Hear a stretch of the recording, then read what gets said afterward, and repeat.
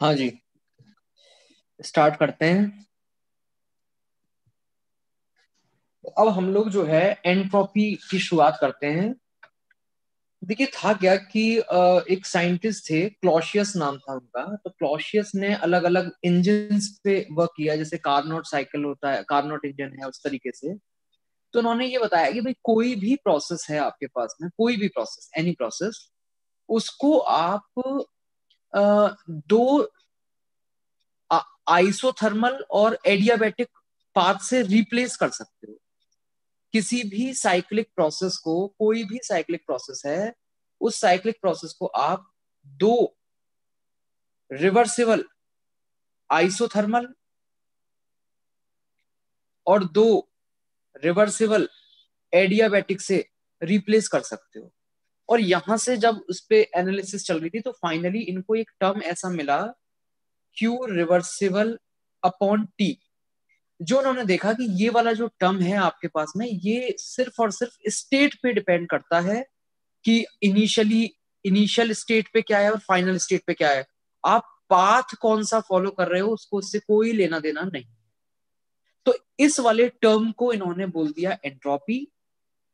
ये जो Q reversible upon T है, ये टर्म जो है, ये आपके पास में इन्होंने देखा कि एक स्टेट फंक्शन है। ये एक स्टेट फंक्शन है और इसी स्टेट फंक्शन को नाम दे दिया गया क्या, एस, एंट्रोपी। और यहां पर हमारे पास क्लॉशियस की जो इनिक्वलिटी चलती है वो ये चलती है कि आपके पास में एक साइक्लिक प्रोसेस के लिए, ये जो सर्कल है वो बताता है साइक्लिक प्रोसेस के लिए अगर हम क्यू रिवर्सिबल अपॉन टी करें तो इसकी value less than equal to zero होती है। Less than equal to zero होगा। इसमें लेस देन कब होगा और इक्वल टू कब होगा, वो भी आपके पास में स्पेसिफिक है, वो रिवर्सिबल के लिए और इरिवर्सिबल के लिए। तो यहाँ आपके पास में एक second, less than equal to है, ग्रेटर देन इक्वल टू है, एक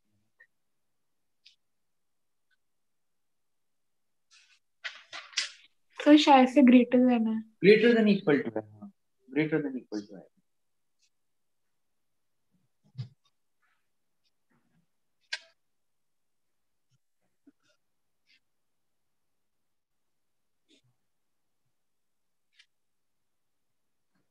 greater than equal to zero. तो अब देखिए इतना क्लॉशियस ने क्या क्या मतलब डिराइव किया था, क्या क्या एनालिसिस की थी, वो सब में जाने की तो हमें जरूरत है नहीं। हम तो सिर्फ और सिर्फ इतना अब यहाँ देखेंगे, ये एक टर्म आ चुका है आपके पास में, एंट्रोपी। एंट्रोपी बेसिकली क्या है, वो क्यू रिवर्सिबल अपॉन टी के बराबर है, या फिर ऐसे कहिए कि जो डीएस है, एंट्रोपी में जो चेंज है, वो आपके पास में D Q reversible upon T के बराबर है।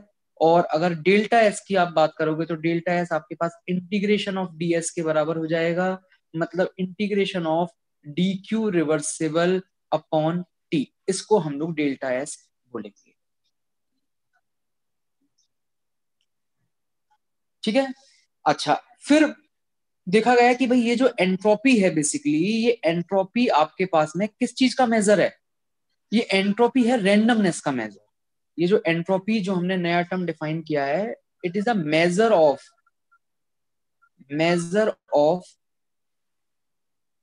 Of randomness. कोई चीज जितनी ज्यादा बिखरी हुई होगी उसकी रेंडमनेस उतनी ज्यादा होगी और उसकी एंट्रोपी उतनी ही ज्यादा होगी। तो अगर मान लो मैं किसी एक सब्सटेंस की तीन फिजिकल स्टेट की बात करूं, सॉलिड, लिक्विड और गैस, किसी एक फॉर अ पर्टिकुलर सब्सटेंस,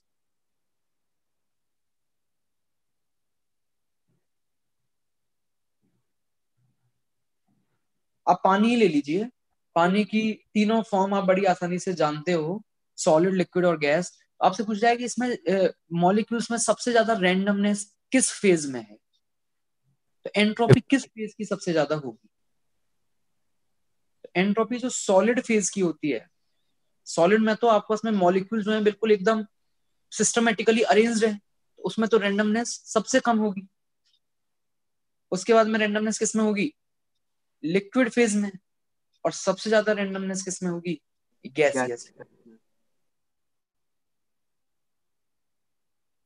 ठीक है। अच्छा, अब इसमें एक बहुत ही अच्छा थ्योरेटिकल क्वेश्चन ये पूछा जाता है कि आपके पास में कोई सब्सटेंस है अपनी सॉलिड फॉर्म में एक बार, और एक बार है अपनी गैसियस फॉर्म में। ठीक है, आपने इसको एक हीट सप्लाई की, कुछ क्यू के बराबर की हीट आपने इसको दी और कुछ क्यू के बराबर की हीट ही आपने इसको दी। सेम सेम है, ये क्यू जो है आपस में दोनों जगह सेम दिया आपने। तो आपसे पूछेगा कि जो इंक्रीमेंट इन एंट्रोपी होगा, हीट देने से क्या होता है, रैंडमनेस बढ़ती है। आप सॉलिड से लिक्विड में कब जाते हो, जब हीट देते हो। तो सॉलिड से लिक्विड जब जाते हो तो एंट्रोपी बढ़ती है। तो कह रहा है कि एंट्रोपी में जो इंक्रीमेंट है वो इस सॉलिड फेज में ज्यादा होगा या फिर इस गैसियस फेज में ज्यादा होगा। किस केस में आपका डेल्टा एस ज्यादा होगा, अगर same amount of Q supply किया जाए उसकी सॉलिड स्टेट को और गैसियस स्टेट को। सॉलिड। हाँ जी, किस केस में ज्यादा होगा, तो देखो ये हमें पता चलेगा यहाँ से। ये देखो ऊपर जो लिखा हुआ है, यहाँ से हमें मालूम है कि जो डीएस है वो इनवर्सली प्रोपोर्शनल टू टेम्परेचर होता है। इसमें ये कहते हैं कि भाई आपके पास में जब किसी बॉडी में का टेम्परेचर ऑलरेडी बहुत हाई है, ध्यान से सुनना बात को, अगर किसी बॉडी का टेम्परेचर पहले से ही हाई है, इसका मतलब उसमें रैंडमनेस पहले ही बहुत ज्यादा है, तो अब उसमें जो चेंज होगा वो उतना नहीं हो पाएगा जितना कि कम टेम्परेचर वाली बॉडी पे चेंज। ठीक है, at higher temperature entropy is already high. At higher temperature entropy is already high, मतलब आपके पास में जब कोई चीज गैस में है तो वो पहले ही उसमें रैंडमनेस बहुत ज्यादा है।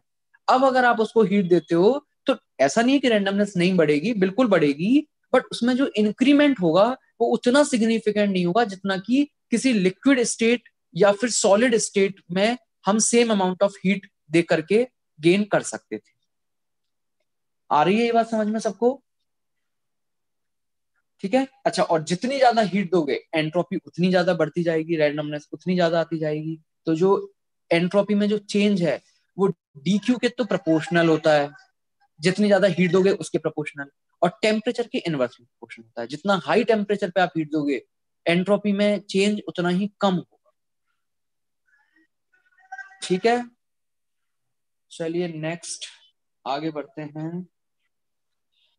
हाँ जी, अब हम लोग यहाँ पर क्या करेंगे, एंट्रोपी कैलकुलेट करेंगे। अच्छा, मैं देखो एक चीज आपको यहाँ समझा देता हूँ बहुत ही सिंपल से तरीके से, जिसको हम लोग सेकंड लॉ ऑफ थर्मोडायनेमिक्स भी बोलते हैं। Second law of thermodynamics.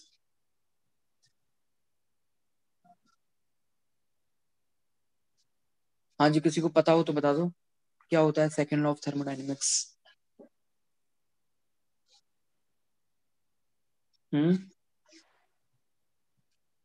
Second law of thermodynamics ये कहता है कि जो आपके पास में यूनिवर्स की एंट्रोपी है, ग्रेटर देन जीरो होनी चाहिए, entropy of universe, increase.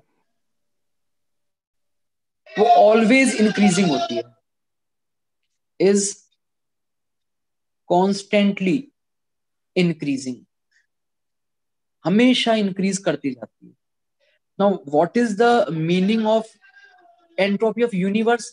Thermodynamics में स्टार्टिंग में ही बताया जाता है यूनिवर्स जो है वो किसको मिला के मानते हैं हम, एक हमारा सिस्टम होता है। सिस्टम प्लस बेसिकली आपके पास में सिस्टम की एंट्रोपी में जो चेंज होगा प्लस सराउंडिंग की एंट्रोपी में जो चेंज होगा, इन दोनों को मिलाकर के आप बोलोगे यूनिवर्स की एंट्रोपी। यूनिवर्स तो क्या कह रहा है, वो बढ़ती जाती है। तो बताइए डेल्टा एस कैसा होगा अगर बढ़ती जा रही है, तो डेल्टा एस यूनिवर्स क्या होगा? पॉजिटिव। पॉजिटिव, मतलब ग्रेटर देन या फिर इक्वल टू जीरो। अब इसमें भी देखो एकदम फिक्स है मामला। जो ग्रेटर देन वाली जो चीज है वो तो है इरिवर्सिबल प्रोसेस के लिए, और जो इक्वल टू वाली चीज है वो है रिवर्सिबल प्रोसेस के लिए। ठीक है, अब मैं इसको आपको एक प्रॉपर तरीके से आइसोथर्मल प्रोसेस के लिए पूरा एक्सप्लेन करके मैं आपको दिखाऊंगा। बाकी प्रोसेस के लिए हम इसको एज इट इज याद रखेंगे, हालांकि उसका भी डेरिवेशन होता है, बट उतना डिटेल में जाने की जरूरत आपको नहीं पड़ेगी यहाँ पर। सर इसके बस इस नोट्स चीज, ही बनाए थे पिछले साल। क्या कह रहे हो? इसके नोट्स नहीं थे ना पिछले साल तो तो मैं पागल थोड़ी नहीं हूँ जो इस साल आपको पढ़ा रहा हूँ, इसीलिए तो पढ़ा रहा हूँ, मुझे मालूम है लास्ट नहीं टाइम नहीं सर, पढ़ाया था। नोट्स यही यही वाला लिख दूं, यही वाला हाँ लिखना हाँ है एज इट इज? हाँ, बिल्कुल बिल्कुल। Okay sir.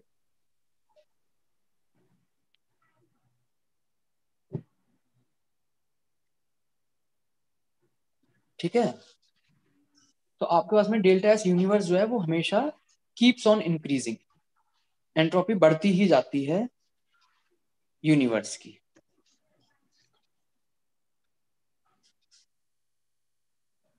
अब यहाँ पर हम लोग पहले एंट्रोपी कैलकुलेट करना सीखते हैं, एंट्रोपी को किस तरीके से कैलकुलेट किया जाता है। आपके पास में एक इनिशियल स्टेट है, इनिशियल स्टेट इसको आप ए बोल दीजिए, और किसी फाइनल स्टेट बी तक आप जा रहे हो। दो तरीके से जा रहे हो, एक तरीका तो है आपके पास में रिवर्सिबल, और दूसरा तरीका है आपके पास में इरिवर्सिबल। रिवर्सिबल पाथ और इरिवर्सिबल पाथ। सबसे पहले तो आप ये बताइए कि आपके पास में जो एंट्रोपी है वो कैसा फंक्शन है, स्टेट फंक्शन या पाथ फंक्शन? स्टेट। अगर ये स्टेट फंक्शन है तो ये चीज मैटर करेगी क्या कि आप ए से बी तक रिवर्सिबल तरीके से जा रहे हो या इरिवर्सिबल तरीके से जा रहे हो? डेल्टा नहीं एस सर। तो जो आपके पास में डेल्टा एस चाहे इरिवर्सिबल का निकालिए आप सिस्टम का, चाहे आप रिवर्सिबल तरीके से निकालिए सिस्टम का। सिस्टम का अभी पूरा यूनिवर्स की नहीं बात कर रहे, अभी तो एक सिंपल आपने कंटेनर के अंदर गैस ले लिया है, या आपने इनिशियली कुछ गैस ले लिया, इसका कुछ इनिशियल स्टेट पे प्रेशर, वॉल्यूम, टेम्परेचर है P1 V1 T1, और फाइनल स्टेट पे इसका P2 V2 और T2। एक ये इस तरीके का सिस्टम हमने ले लिया है, और इस सिस्टम के लिए हम डेल्टा एस की बात कर रहे हैं। एक बार आप इसको इनिशियल स्टेट से फाइनल स्टेट तक रिवर्सिबल तरीके से लेके जा रहे हो और एक बार इरिवर्सिबल तरीके से, तो आपके सिस्टम का जो एंट्रोपी चेंज होगा, ठीक है, सिस्टम का है, कंफ्यूजन ना हो, क्योंकि यहाँ पे सराउंडिंग और यूनिवर्स वगैरह भी चलता है ना, तो ये सिर्फ और सिर्फ सिस्टम का है। ये क्या होंगे? हमेशा बराबर, ठीक है। और किसके बराबर होंगे भाई? अभी अभी बताया आपको, डेल्टा एस हमेशा किसके बराबर होगा? ऊपर क्या लिखा था? Delta Q upon T. Integration of D Q reversible upon T के बराबर होगा। Integration of D Q reversible upon T, कहां से कहां तक इंटीग्रेट करोगे इसको? इनिशियल स्टेट ए से लेकर फाइनल स्टेट बी तक हम इसको इंटीग्रेट करें, ठीक है। तो अभी थोड़ी देर के लिए हम इसको एक पर्टिकुलर प्रोसेस नहीं लेते हैं, जनरल प्रोसेस लेते हैं। पर्टिकुलर तो मतलब हो गया कि केवल आइसोथर्मल, केवल एडियाबैटिक, आइसोबारिक, आइसोकोरिक, ऐसा कुछ नहीं ले रहे हैं हम, एक इन जनरल प्रोसेस ले रहे हैं। फिर जनरल के लिए निकाल लेंगे डेल्टा एस का फॉर्मूला, और जब आइसोथर्मल आएगा तो वो कंडीशन उसमें लगाते चले। तो इन जनरल देखते हैं भाई, इन जनरल आपके पास में डेल्टा एस कैसे आएगा। तो हमें चाहिए D Q reversible. D Q reversible, तो ये बताइए D Q first law of thermodynamics के हिसाब से किसके बराबर होता है? D Q U plus P D.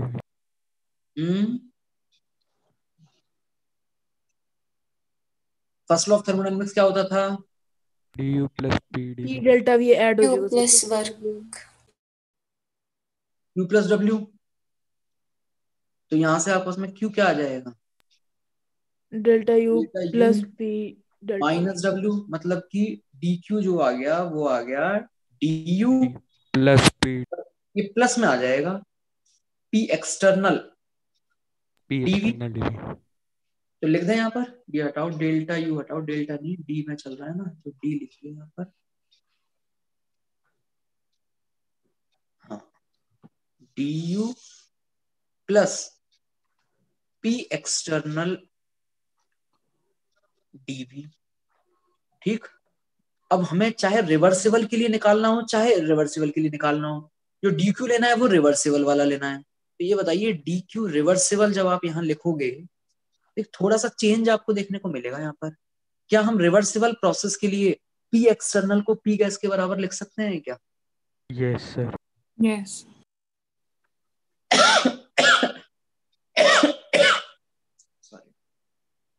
P gas DV. बस ये जो डी क्यू रिवर्सिबल का ये जो आपने फॉर्मूला निकाला है, मतलब कुछ नया कुछ नहीं निकाला हमने इसमें, ये फर्स्ट लॉ ऑफ थर्मोडायनेमिक्स ही लिखा हुआ है। बस इस वैल्यू को आप यहाँ पर इस इंटीग्रेशन में पुट कर दीजिए। ठीक है, चलिए स्टार्ट करते हैं।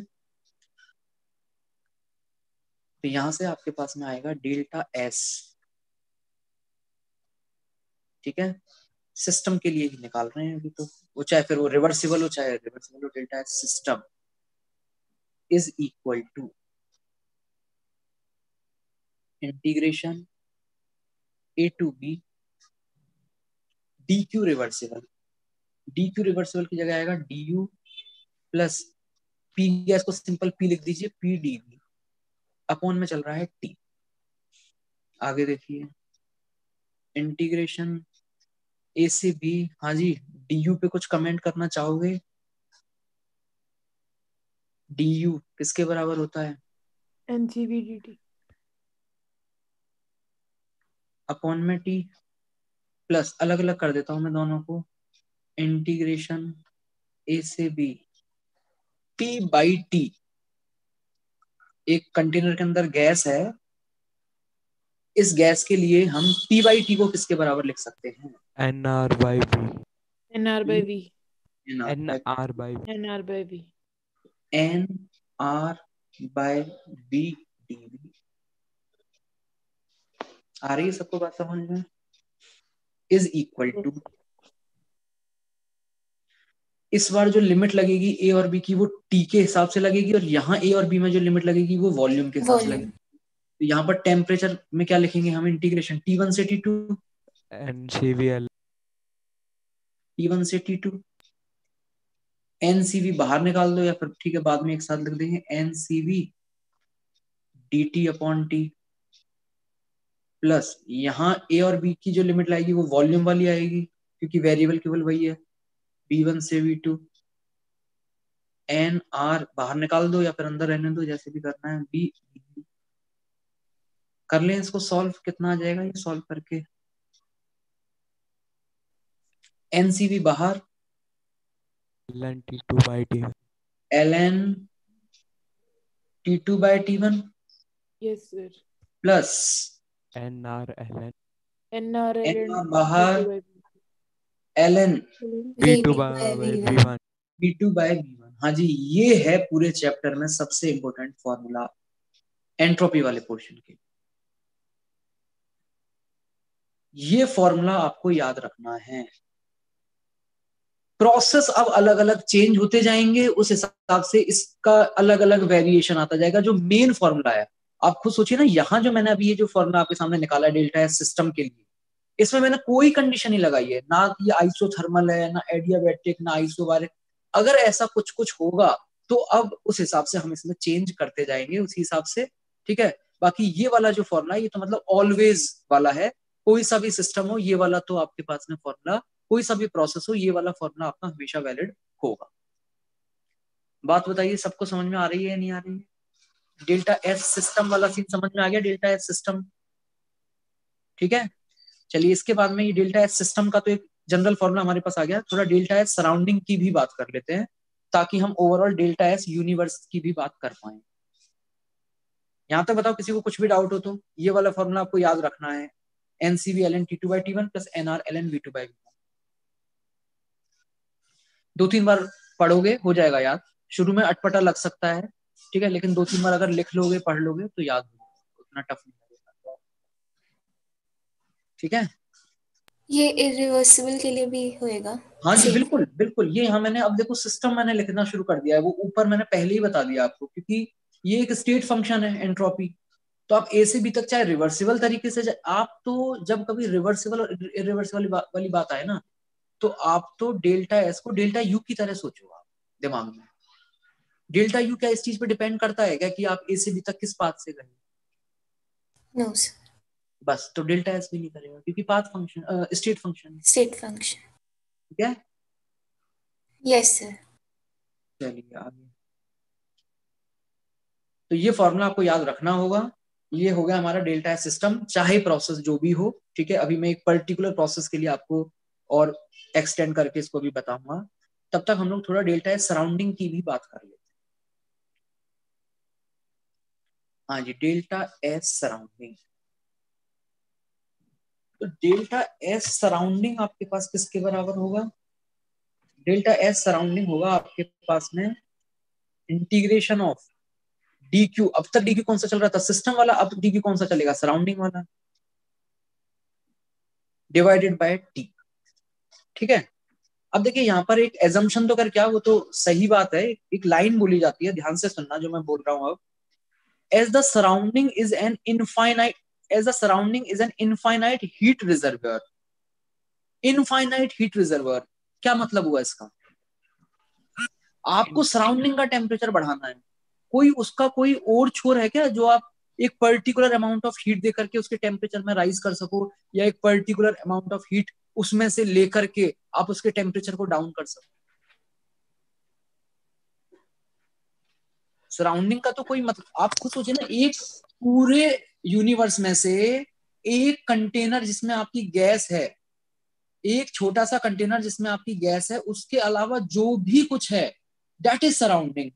तो सराउंडिंग तो आपके पास में क्या हो गया? इनफाइनाइट हीट रिजर्वर, बेसिकली जिसका आप टेम्परेचर कोई भी फाइनाइट अमाउंट ऑफ हीट देकर के कभी भी चेंज कर ही नहीं सकते। बताओ मेरी बात समझ में आ रही है नहीं आ रही? तो बोलते हैं इसमें no amount of heat given to the surrounding can cause any turbulence in it. Surrounding का जो टेम्परेचर है वो आपका हमेशा कांस्टेंट रहता है। बताइए क्या कह रहे हो? समझ में आ रही बात या नहीं आ रही है? अरे बोलो भाई बोलो, कुछ तो बोलो, फिर से रिपीट करूं? आ गई जो समझ।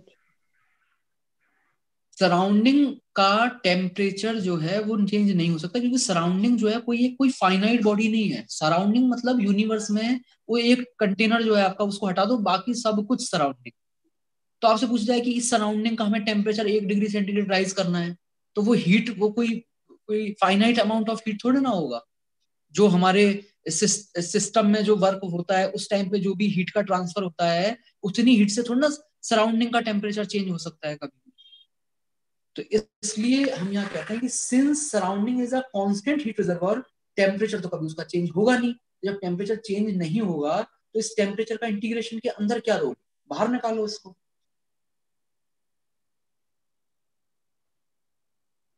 हाँ जी, 1/T और integration of D Q surrounding. Integration of D Q surrounding किस चीज को रिप्रेजेंट करेगा? सराउंडिंग को जो भी आपने हीट दी, मतलब सीधे सीधे क्यू सराउंडिंग बोल दीजिए आप उसको।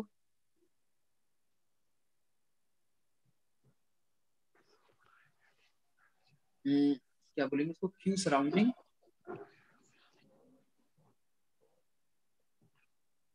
अपॉन में टेम्परेचर। आ रही बात समझ में? लेकिन एक बात बताइए मुझे, सराउंडिंग को जो आप हीट दोगे वो जाएगी कहां से? वो जाएगी तो सिस्टम में से ही ना। तो बेसिकली आपके पास में जो क्यू सराउंडिंग है और जो क्यू सिस्टम है, इनमें कुछ रिलेशन होगा आपस में? नहीं होगा। सर माइनस साइन हो जाएगा। कहीं कहीं पे भी माइनस का साइन लगा दो। यस। तो ये जो डेल्टा सराउंडिंग होता है बेसिकली, ये आपके पास में minus Q system, Q capital लिख दीजिए, स्मॉल लिख दीजिए, जैसे भी लिखना चाहें, क्यू सिस्टम अपॉन में टी के बराबर। इसको हम आगे यूज करेंगे, इसलिए आपको ये पता होना चाहिए।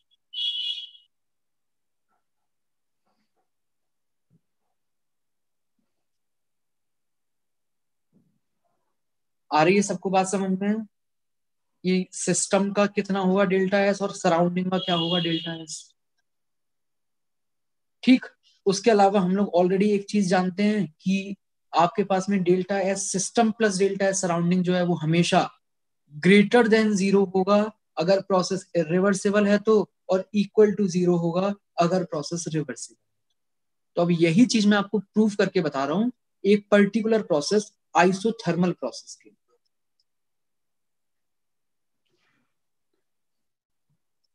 ठीक है, इसमें अब हेडिंग डालेंगे हम, एक आइसोथर्मल प्रोसेस में किस तरीके से हम जो हमारा सेकंड लॉ ऑफ थर्मोडायनेमिक्स है उसको कैसे वैलिडेट कर सकते हैं।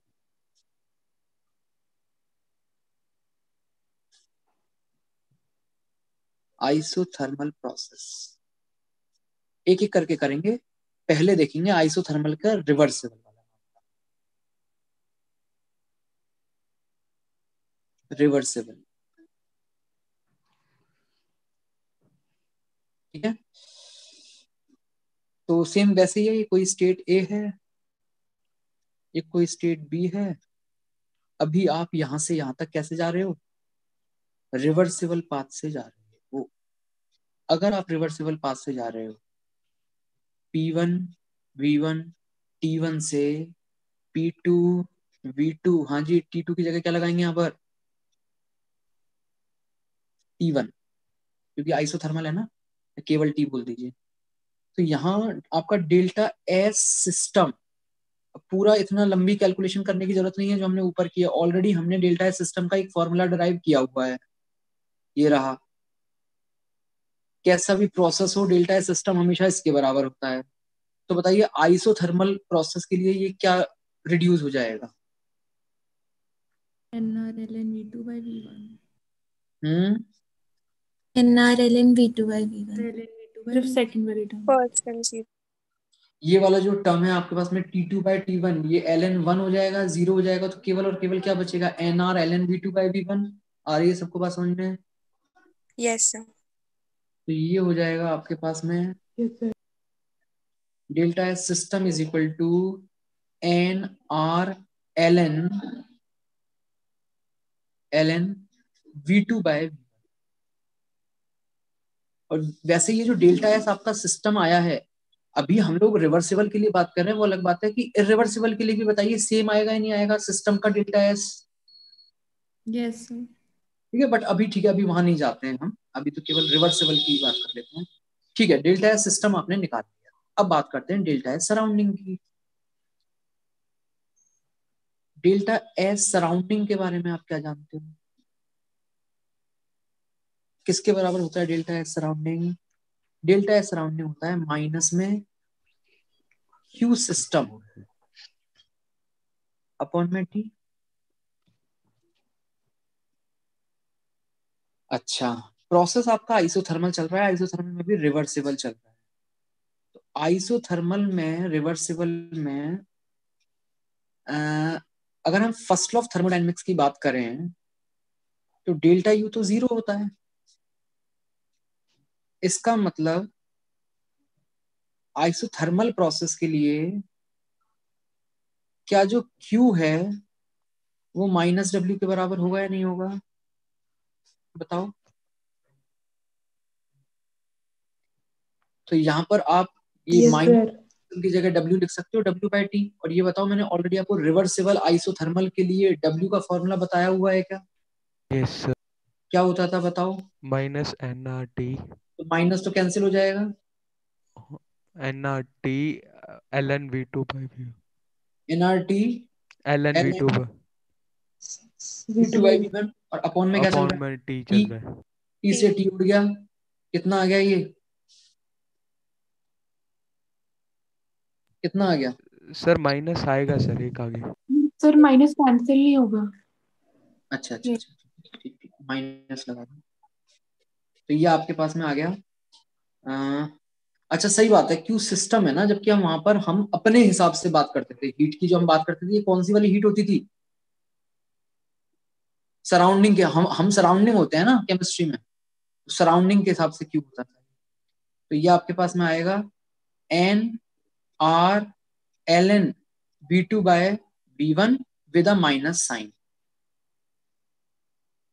हाँ जी, डेल्टा एस सिस्टम क्या आ रहा है? NR ln V2/V1। Delta S surrounding क्या आ रहा है? NR ln V2/V1 minus sign के साथ, दोनों को ऐड कर दीजिए। तो डेल्टा एस यूनिवर्स कितना हो गया? 0। Delta S system plus delta S surrounding.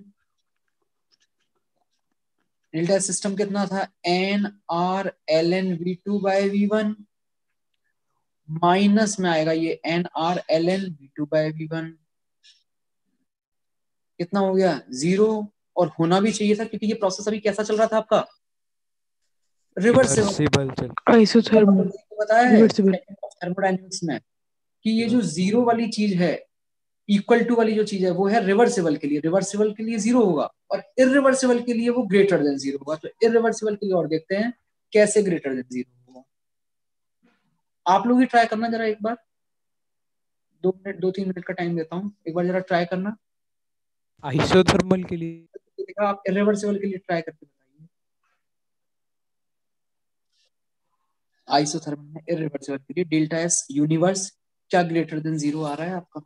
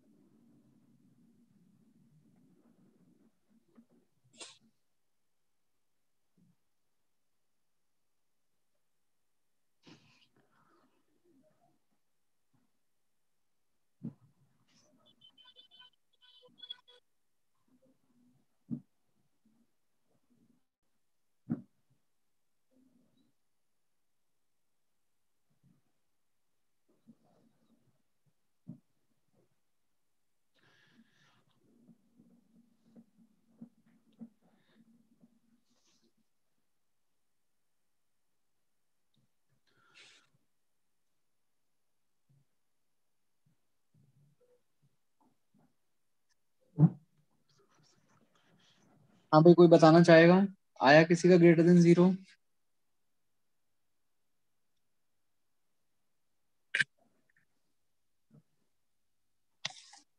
लक्ष्य गुप्ता, किस चीज का बता रहे हो तुम? 22 दिसंबर क्या है 22 दिसंबर को? सर वो आपने स्टार्टिंग में पूछा था ना कि क्या डेट थी लास्ट नोट जब भेजा था आपने, तब बताया था। क्या पूछा था मैंने? सर जब लास्ट आपने जो पीडीएफ भेजा था उसकी डेट पूछी थी ना आपने। अच्छा अच्छा अच्छा।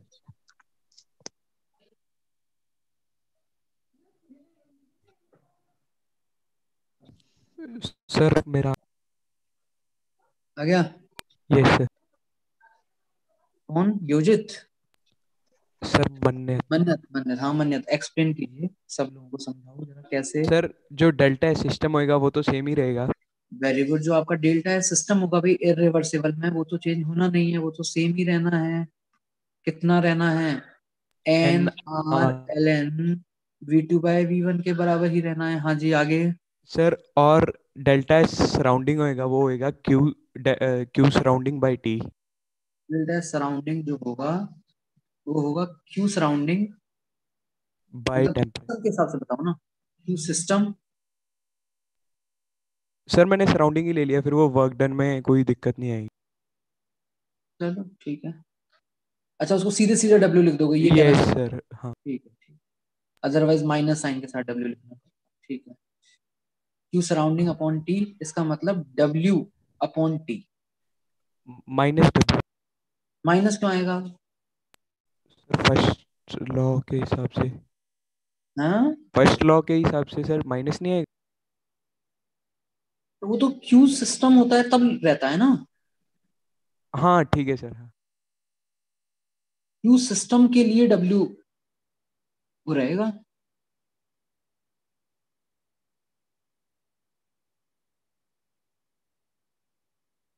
ठीक है, बताइए आगे।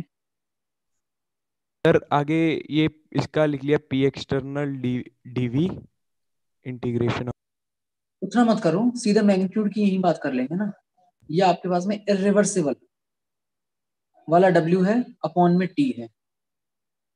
ठीक, और वहां पर जो था बेसिकली, जब ये 0 हो रहा है तो वो आपके पास में W रिवर्सिबल अपॉन T था। W रिवर्सिबल अपॉन T था, इस बार W इरिवर्सिबल अपॉन T। ठीक है, अब सोच के बताइए क्या होगा। सर जो डब्ल्यू रिवर्सिबल होता है वो ज्यादा होता है डब्ल्यू इरिवर्सिबल का मैग्नीट्यूड। लेकिन यार वो तो उसमें तो वैसा चक्कर रहता है ना कुछ कि आपका एक्सपेंशन है या कंप्रेशन है, उस चीज पे डिपेंड करेगा ना वो तो। सर ऐसे आप मैं डायरेक्टली कह रहे हो उस चीज को। सर मैंने तो मैग्नीट्यूड के हिसाब से सोचा था कि वो मैग्नीट्यूड उसका ज्यादा होएगा। मैग्नीट्यूड किसका ज्यादा होगा? वर्क डन रिवर्सिबल का।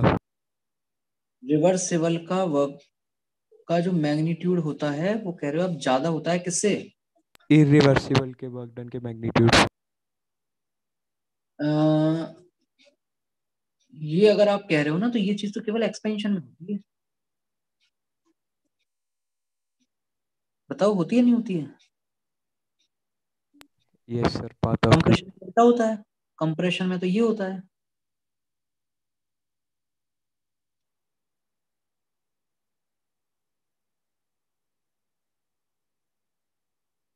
ये तो सही से नहीं एक्सप्लेन किया आपने। सर और फॉर्मूला तो आ गया मैग्नीट्यूड। सर हम्म सर जब एक्सपेंशन होगी तो जो डेल्टा सिस्टम है वो एक पॉजिटिव होगा। मतलब आप ये कह रहे हो कि पहले हम एक बार मान लेते हैं कि यहाँ पर ऊपर वाला जो रिवर्सिबल था वो भी एक्सपेंशन है और इरिवर्सिबल भी हम एक्सपेंशन करवा रहे हैं, ऐसा कहना चाह रहे हो? यस सर, अभी के लिए एक्सपेंशन मान लेते हैं। मान लीजिए, ठीक है ठीक है। तो जो डेल्टा सिस्टम है वो तो पॉजिटिव होगा। जो डेल्टा एस सिस्टम है NR ln V2/V1 वो पॉजिटिव होगा। Very good. और डेल्टा सराउंडिंग नेगेटिव हो जाएगा। डेल्टा एस सराउंडिंग जो है वो नेगेटिव हो जाएगा, ठीक है। सर वो बी इरिवर्सिबल में बात कर रही हूँ, आप ऊपर मत मार्क करो। ठीक है, मतलब हाँ इसमें भी सेम वैसे ही होगा, बिल्कुल सही बात है। तो सर अभी आपने बताया कि वर्क डन इरिवर्सिबल का मैग्नीट्यूड कम होता है, तो नेगेटिव वाले का मैग्नीट्यूड कम हो जाएगा, तो पॉजिटिव आ गया। एक्सपेंशन में इरिवर्सिबल वाले का मैग्नीट्यूड कम होता है। देखो इसको ऐसे समझो आप, बहुत ही सिंपल से तरीके से। इधर देखिए,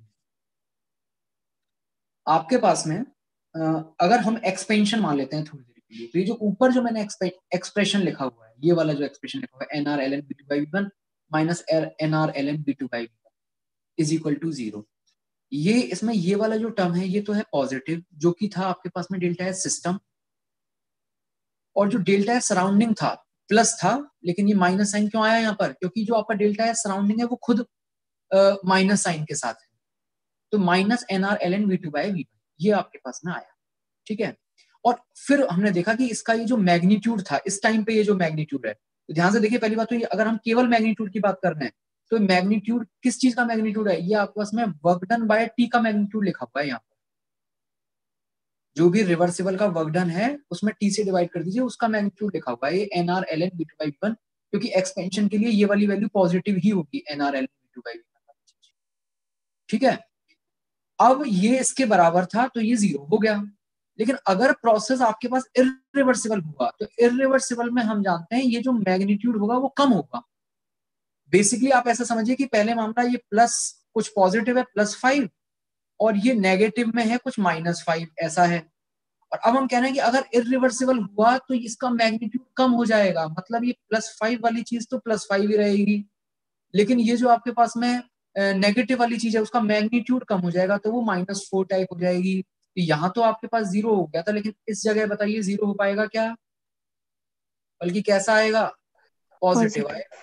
मतलब इरिवर्सिबल के लिए आपके पास जो डेल्टा एस यूनिवर्स होता है वो ग्रेटर देन 0 इरिवर्सिबल। आ रही है क्या सबको बात समझ में जो समझाना चाहते हैं इसमें? यस। ठीक है।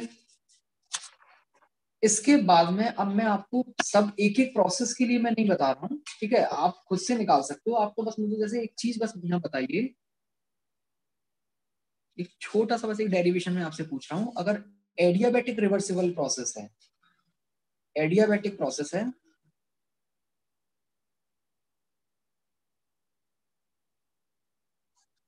और रिवर्सिबल है, उसके लिए डेल्टा एस सिस्टम क्या हो? Delta S system plus delta S surrounding तो हमें मालूम है, वो तो 0 हो जाएगा, उसका बार बार अब डेरिवेशन हम नहीं करेंगे। डेल्टा एस सिस्टम केवल मैं आपसे पूछना चाह रहा हूँ, डेल्टा एस सिस्टम 0 0 0 होगा सर। कैसे आएगा 0? फिर सराउंडिंग में कोई हीट एक्सचेंज ही नहीं हुई सिस्टम और सराउंडिंग में, तो 0 अच्छा। डायरेक्टली खेलना चाह रहे हो, not bad not bad, but मैं ये कह रहा हूँ कि जो हमने डेल्टा एस सिस्टम का फॉर्मूला पढ़ा था NCV ln T2/T1 plus NR ln V2 by V1, मुझे तो इस फॉर्मूले से बताओ जीरो कैसे आएगा। सर आप T2 बाय T1 को सर यूज कर लेंगे ना T2 बाय T1 को V1 बाय V2 की पावर गामा -1 लिख लेंगे। Yes sir. बिल्कुल।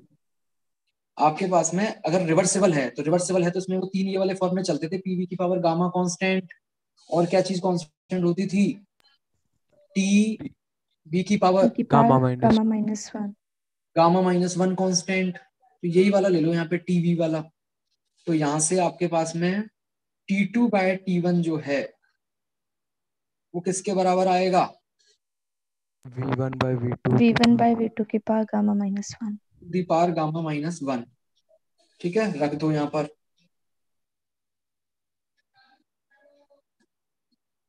रख दीजिए, ये हो जाएगा N C V, L N के अंदर मैं रखूंगा V1 बाय V2 और गामा -1 जो है वो आ गया बाहर।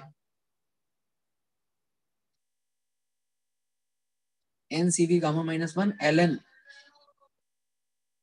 एन नहीं ऐसे मत करो आप, V1 बाय V2 मत करो, इसको आप V2 बाय V1 करो, -12 और ये गामा -1 की जगह क्या आएगा फिर बाहर, 1 minus gamma 1 minus one upon gamma minus 1 upon gamma minus is plus N R L N V2 by V1। सब 1 minus 1 gamma minus one gamma minus sir 1 minus gamma बाहर आएगा, न्यूमरेटर में। अच्छा 1 माइनस गामा आएगा sir वहां पे log की property. Sir वैसे ही रहने देता।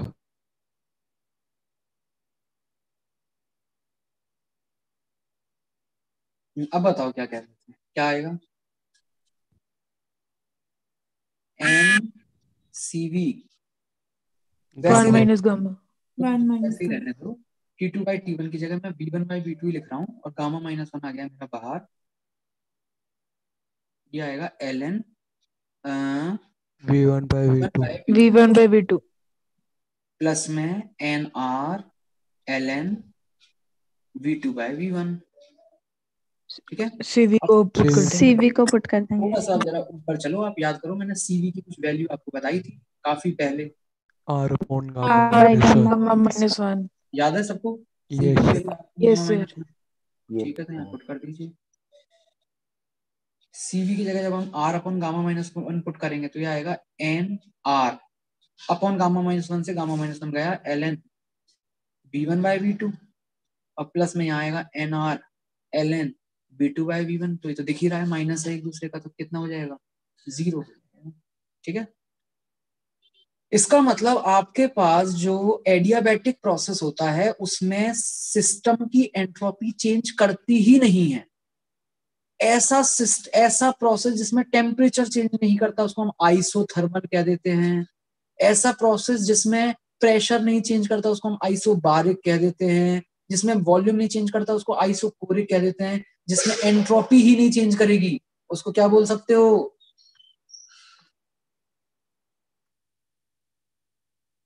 Iso entropic. किसको बोलते हैं isentropic, entropic adiabatic process are also called isentropic, क्योंकि उसमें एंट्रोपी चेंज नहीं होती है। डेल्टा एस सिस्टम आपका 0 होता है। यहां तक बताओ सबको क्लियर हो रहा है नहीं हो रहा है, यस सर। आ रही बात समझ में, ठीक है। अब क्या है, इस पर बेस्ड कुछ क्वेश्चंस हम लोग देखेंगे ताकि चीजें थोड़ी और हमें अच्छे से क्लियर हो सके। इसमें वैसे एक ये वाला फॉर्मूला भी चलता है, ये भी आप थोड़ा देख लीजिए। एक ग्राफ चलता है बेसिकली,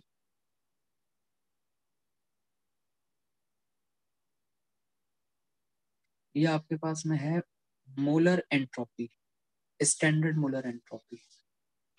इसको एकदम एब्सोल्यूट 0 पे 0 माना जाता है, एब्सोल्यूट 0 पे 0। ठीक है, और इसका देखो ग्राफ जो आता है वो कुछ इस तरीके से आता है। मतलब टेम्परेचर आप बढ़ाते जा रहे हो किसी सब्सटेंस का, तो उसकी एंट्रोपी पे कमेंट करना है।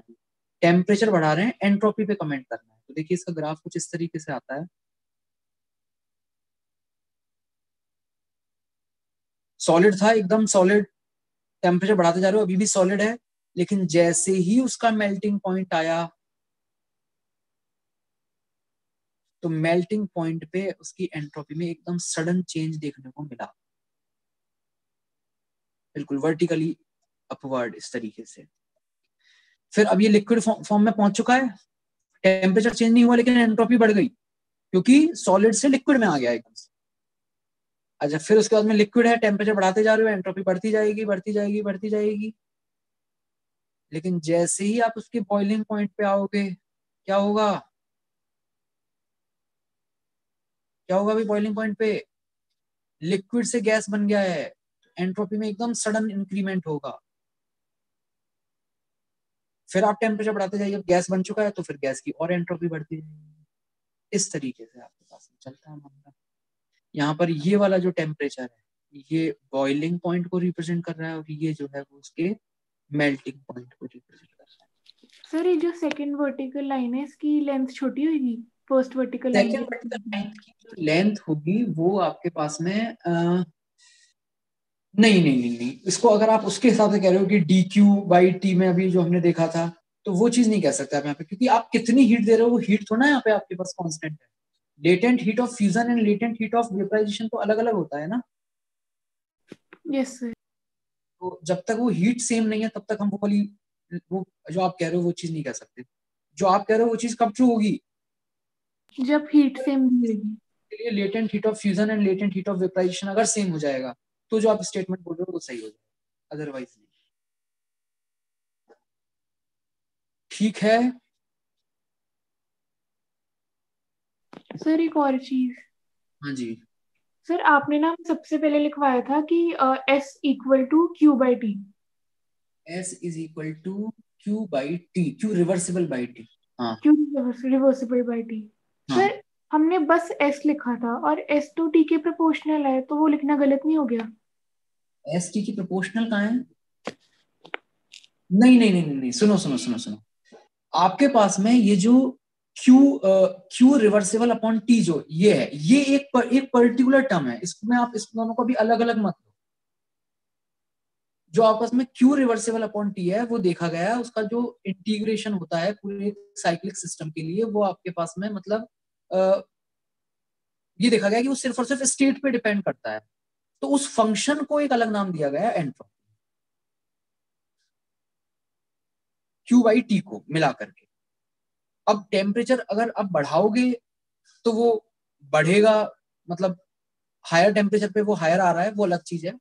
वहां पर जो आप जो चीज कह रहे हो ना वो बेसिकली डीएस के लिए है, डीएस के लिए है कि इंक्रीमेंट जो होगा वो अगर टेम्परेचर हाई है तो कम, तो वो आप जो इनवर्स प्रोपोर्शनैलिटी है वो एस के साथ मत शो करो, वो डीएस के साथ है वो इनवर्स प्रोपोर्शनैलिटी। ये समय वही कह रही थी कि मतलब हमें S नहीं लिखना चाहिए, बस D। मतलब हमने S इक्वल टू Q/T लिखा था ना, तो हमें DS लिखना चाहिए, S के लिए नहीं बोलना चाहिए, ये बोलना चाहती थी। एक बात बताओ, Q का क्या मतलब होगा?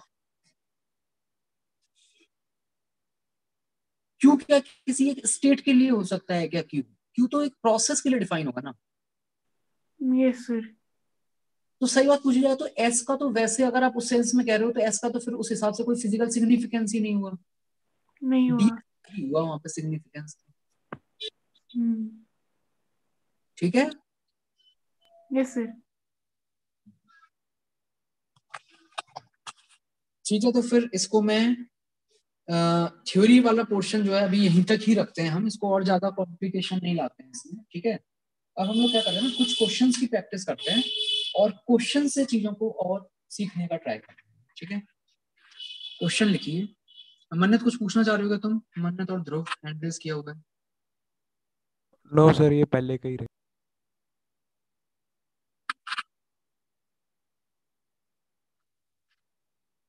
एक मिनट, तो पहले मुझे थोड़ा सा आइडिया दो, आप लोगों को थोड़ा ये एंट्रोपी वाली चीज आई, कुछ कुछ समझ में आया? थोड़ा अच्छे तरीके से तो क्वेश्चंस वगैरह करने के बाद ही आएगा कॉन्फिडेंस, बट एक ओवरऑल व्यू देना चाह रहा था। अच्छा, इसमें जैसे ना मेंस में कई बार इस टाइप के क्वेश्चन भी पूछ लिए जाते हैं कि आप कोई रिएक्शन लिख देगी। अभी तो हमने सिस्टम कौन सा वाला सिस्टम लिया है, कंटेनर के अंदर गैस वाला सिस्टम लिया है, जबकि मैंने आपको बता रखा है सिस्टम आपका एक दूसरे टाइप का कौन सा होता है, रिएक्शन वाला भी तो होता है। Yes sir. ठीक है, तो उसमें क्या करेगा, वो कुछ ऐसी रिएक्शन देगा आपको, A + B gives C + D।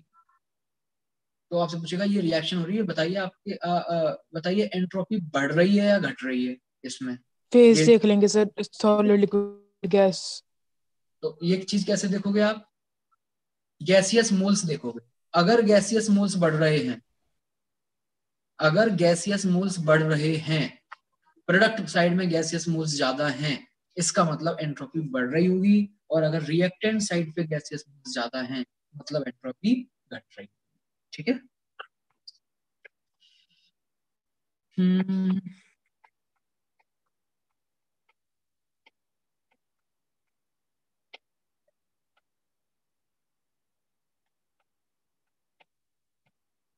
Sir मान लो क्वेश्चन में डेल्टा एन तो 0 है, क्वेश्चन में डेल्टा एन तो 0 है, पर वो क्वेश्चन अलग है, में क्या कहते हैं। रिएक्शन के लिए डेल्टा एन जी 0 है, हाँ, रिएक्शन के लिए। डेल्टा एन जी 0 है, ठीक है।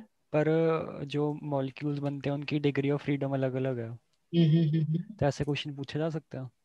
पूछे जा सकते हैं, बट उसमें क्या है ना कि उतना वो फिजिकल मतलब उतना सिग्निफिकेंट एंट्रोपी में चेंज नहीं होता अगर फिजिकल स्टेट चेंज नहीं होती। बाकी पूछे जा सकते हैं, कोई बुराई नहीं है उसमें, एकदम पूछ सकते हैं। क्वेश्चन लिखिए एक।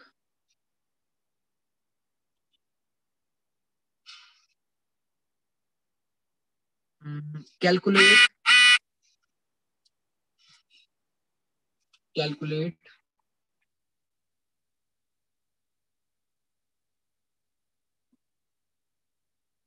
The entropy change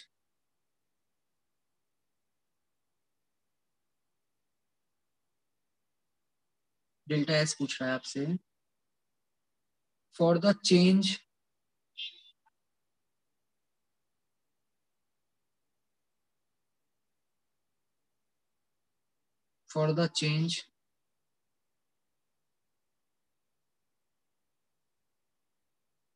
in state, for the change in state. क्या है change in state? 100 gram H2O है जी आपके पास में 373 केल्विन पे, और इसको आप लेकर जा रहे हो 100 ग्राम H2O में 323 केल्विन पे, 23 केल्विन। आपसे पूछ रहा है इसके लिए डेल्टा एस क्या होगा। सोच लो आराम से, फिर बताते हैं।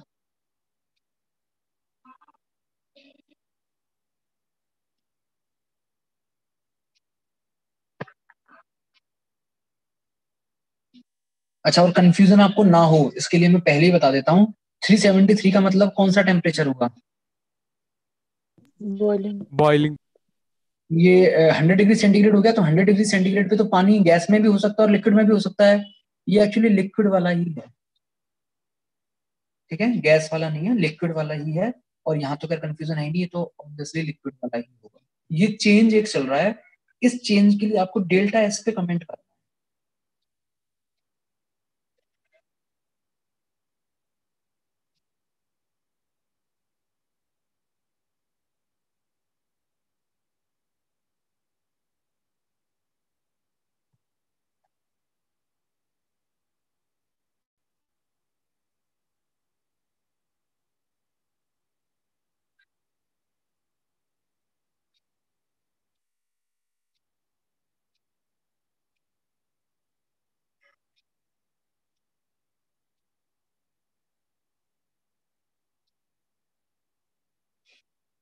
अच्छा, एक चीज ये बताओ, एक सेकंड, आर्यन है क्या क्लास में? Yes sir. नहीं, आर्यन मल्होत्रा। Yes sir. आर्यन एक बार जरा स्क्रीन शेयर करो उसकी अवस्थी की। एक आपको एक काम की चीज बताता हूँ।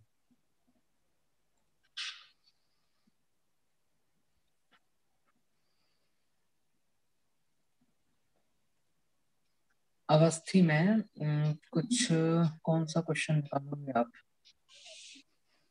कुछ कोई बॉम्ब कैलोरीमीटर वाला कोई क्वेश्चन निकाल दो। कल परसों जो हम लोग डिस्कस कर रहे थे उसमें बॉम्ब कैलोरीमीटर वाला क्वेश्चन, किसी को अगर क्वेश्चन नंबर याद हो तो बता दो, उसको डायरेक्टली सीधे वही निकाल देगा,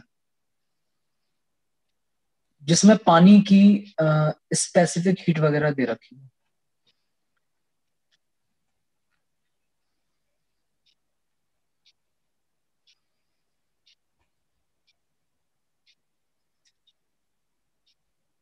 इधर नहीं होगा, इधर नहीं होगा, इधर नहीं होगा, 108 के बाद वाले में होगा।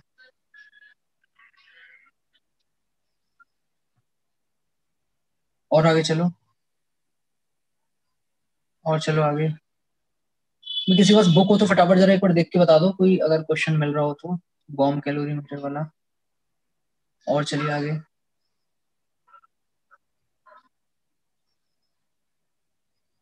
हाँ यहीं रुक जाओ, यहीं रुक जाओ, यहीं रुक जाओ। ये रहा, ये 131 देख लो जरा एक बार। 131 में पानी की आप वो देखिए, सीपी, H2O का जो आपको सीपी दिया हुआ है, हालांकि पानी है, पानी के लिए क्या सीपी और क्या सीबी, ये तो पता ही होगा आपको। सीपी और सीबी का चक्कर केवल किसके लिए रहता है? गैस के लिए। गैसेस के लिए, पानी के लिए नहीं। लिक्विड और सॉलिड के लिए सीपी और सीबी का कोई मतलब नहीं होता, डिफरेंट नहीं होते मतलब बेसिकली। ठीक है, इसकी वैल्यू देखिए आप ध्यान से, 4.18। इस 4.18 से कुछ आपको याद आ रहा है? ये नंबर कहीं और भी देखते हैं हम। Specific heat capacity, specific heat capacity तो है। ये 4.18 क्या है? 4.18 ये डिजिट कहीं और भी यूज करते हैं हम। जूल और कैलोरी में कन्वर्जन। जूल और कैलोरी जब कन्वर्जन करना होता है तो बेसिकली कैलोरी को डिफाइन ही यहां से किया गया था। स्टार्टिंग में जो कैलोरी डिफाइन किया गया था वो यहां से किया गया था कि 1 ग्राम पानी का टेम्परेचर 1 डिग्री सेंटीग्रेड राइज करने के लिए जो हीट देनी पड़ती है, दैट इज 1 कैलोरी। आपने शायद 9th-10th में पढ़ा हो, 9th-10th में कैलोरी की डेफिनेशन होती है। तो 1 कैलोरी डिफाइंड ही कैसे है? 1 ग्राम पानी का टेम्परेचर 1 डिग्री सेंटीग्रेड राइज करने के लिए जो हीट देनी पड़ती है, दैट इज 1 कैलोरी। ठीक है, वो ऐसा था ना कि सिर्फ पर्टिकुलर टेम्परेचर पे होगा 12.5 से 13.5। वो है उसमें कुछ है, एक पर्टिकुलर ही है वो, शायद कितना को याद नहीं आ रहा है, बट वो हाँ है, वो पर्टिकुलर के लिए।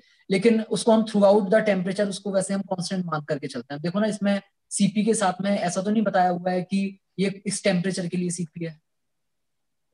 हालांकि जो डिफाइंड है वो एक पर्टिकुलर टेम्परेचर पे ही है, यानी वो 25 है या कौन सा टेम्परेचर है, बट हम उसको फिर जब तक वो पानी है, चाहे वो 90 डिग्री सेंटीग्रेड वाला पानी है चाहे 80 डिग्री सेंटीग्रेड वाला पानी है, हम उसको सेम ही लेके चलते हैं। Yes sir. चलो भाई आ जाओ, क्वेश्चन पे आ जाओ, सोचो।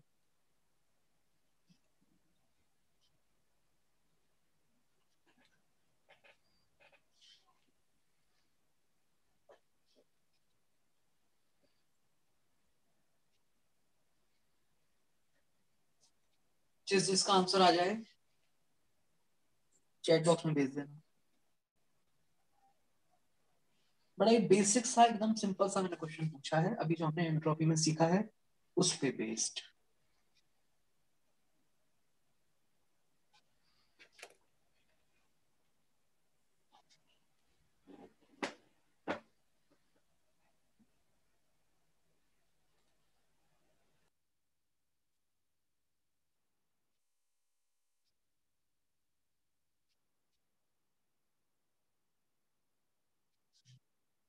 आयुष गुप्ता आया है क्या आज क्लास में?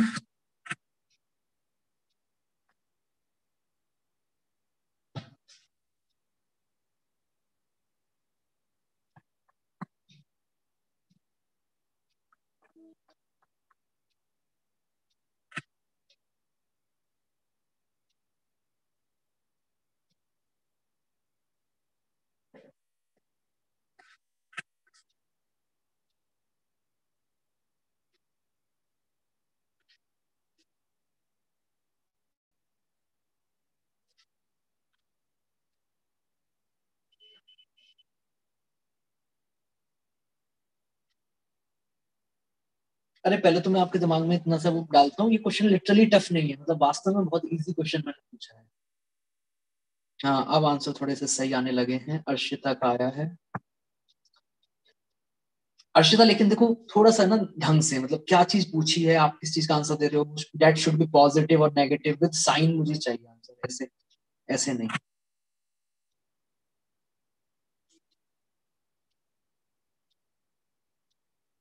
पहले तो ये बता दीजिए आंसर आपका पॉजिटिव आना चाहिए नेगेटिव आना चाहिए, यहाँ पर एंट्रोपी चेंज पॉजिटिव होगा या नेगेटिव होगा? नेगेटिव। नेगेटिव। नेगेटिव, टेम्परेचर कम। कम।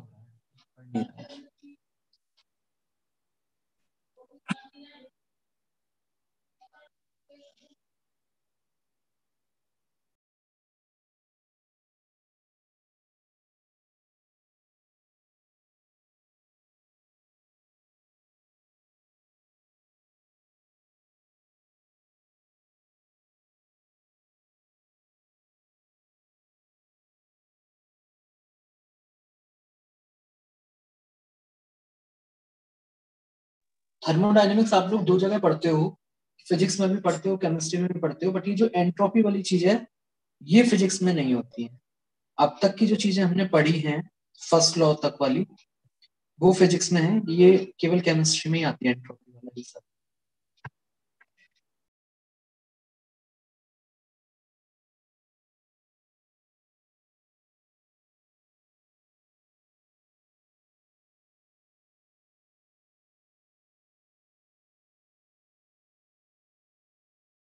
हाँ जी इतना टाइम काफी है, अब देख लेते हैं किसी अगर सही हो तो। मेरे पास आंसर तो कर कई लोग आए हैं, बट या तो आप देखो यूनिट के साथ बताओ तो फिर मैं कुछ कमेंट कर पाऊंगा आपका आंसर सही है नहीं है, ऐसे बिना यूनिट के तो फिर मुझे नहीं समझ में आ रहा है।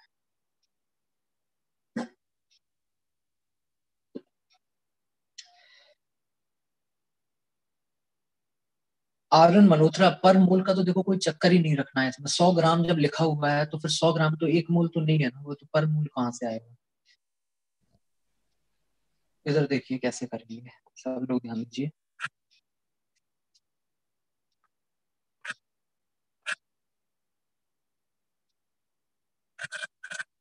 सर जूल पर केल्विन में आया मेरा वाला। अभी रुक जाओ। सर वो पर मोल गलती से लिख दिया, वो हटा दो। पर मोल तो हटाना ही पड़ेगा।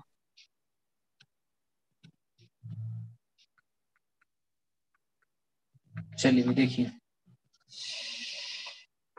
आपको इस प्रोसेस का डेल्टा एस चाहिए। क्या होता है डेल्टा एस, कुछ सीखा है अभी हमने, इंटीग्रेशन होता है किसका, dq बाई टी का, dq बाई टी का, और इनिशियल स्टेट से लेके फाइनल स्टेट तक। तो इनिशियल स्टेट का मतलब यहाँ टेम्परेचर ही है स्टेट में, और तो कुछ मतलब है नहीं, क्योंकि पानी है उसका क्या प्रेशर वॉल्यूम तो बताएगा नहीं आपको, लिक्विड है, केवल टेम्परेचर ही है इनिशियल और फाइनल स्टेट में चेंज है। तो यहाँ T1 लिख दीजिए इनिशियल के लिए और यहाँ T2 लिख दीजिए। अब इस वाले केस में आप ऑब्वियसली हीट दे नहीं रहे हो, यहाँ पर हीट निकल रही होगी, ठीक है। आप तो अगर मान लीजिए हमें 323 से 373 तक लाना होता तो कितनी हीट देते, तो उसके हिसाब से DQ आप निकाल सकते हो, क्या होगा M into C into DT upon में T। आ रही है सबको बात समझ में? हाँ जी, क्या चीज कांस्टेंट है, किसको मैं इंटीग्रेशन के बाहर निकाल सकता हूँ? MC। ठीक है, वो थोड़ा सा ध्यान रखना, वो DQ में माइनस साइन का जो अभी यहाँ पे चक्कर पड़ेगा, यहाँ पे बेसिकली जो DQ है ना वो ओवरऑल मतलब नेगेटिव होना चाहिए, तो वो तो ठीक है, अभी भी वो समझ में आ रहा है हमें कि हमारा जो T2 है वो कम है, तो ऑब्वियसली DT भी कम है, ओवरऑल नेगेटिव आएगा, कोई दिक्कत नहीं है, आगे हो जाएगा। तो डेल्टा एस आपके पास में आ गया M बाहर और C बाहर, और 1/T का इंटीग्रेशन क्या हो गया बोलिए, ln t, और ln t में लिमिट लगा दो, t1 से t2 तो क्या हो जाएगा ये ln t2 बाई यही तो है आपका आंसर। m कितना है भाई? 100 ग्राम। और c जो है वो 1 ग्राम होता है, 1 कैलोरी होता है। मतलब अगर कैलोरी में आपको आंसर लिखना हो, पानी का 1 ग्राम का टेम्परेचर 1 डिग्री सेंटीग्रेड बढ़ाने के लिए जो हीट देनी होती है दैट इज 1 कैलोरी। तो अभी 1 रहने देते हैं, बाद में अगर हमें जूल में कन्वर्ट करना हुआ तो कर लेंगे उसको इनटू में। और अगर जूल में डायरेक्टली निकालना है तो पहले ही सी की जगह क्या रख दो? 4.18 लिख दो। ठीक। ln T2/T1। हाँ जी, क्या क्या रखेंगे यहाँ पर T2/T1 में? 323 divided by 373। 373। तो ये वाली वैल्यू बताओ, अपने आप ही नेगेटिव आ जाएगी, नहीं आ जाएगी? ln वाली वैल्यू आ जाएगी। यस है ना? ओवरऑल आपका डेल्टा एस तो नेगेटिव ही आना है। तो मुझे थोड़ा सॉल्व करके बता दीजिए कितना आ रहा है, अगर कैलोरी में हम बात करें। कैलोरी में कितना आ रहा है? पूरा सॉल्व करके कितना आ रहा है? बोलिए बोलिए।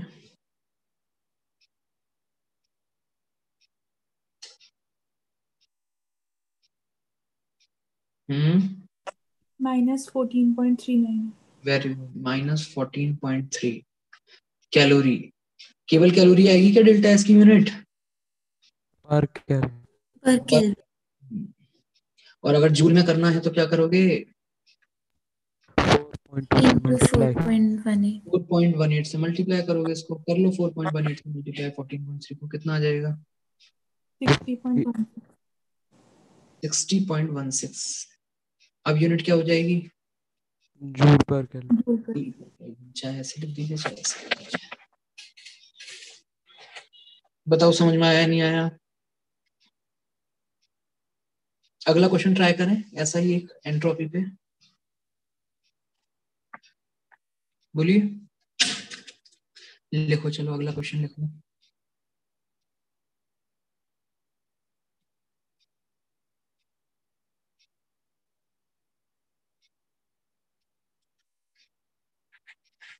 क्वेश्चन है, फॉर एन आइडियल गैस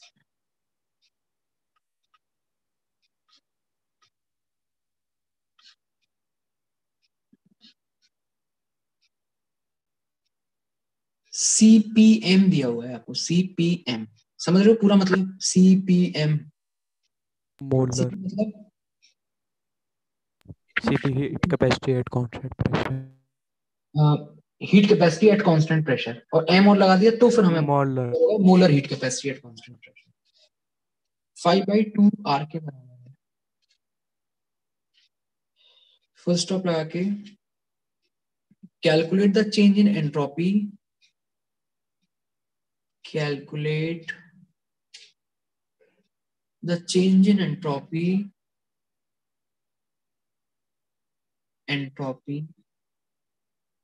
तो इससे पिछला वाला जो क्वेश्चन था वो एक का भी सही नहीं था, एक का भी।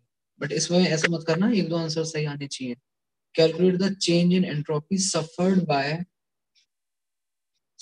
या फिर मतलब अकर्ड इन, जैसे भी लिखना चाहो उसको। Suffered by 3 moles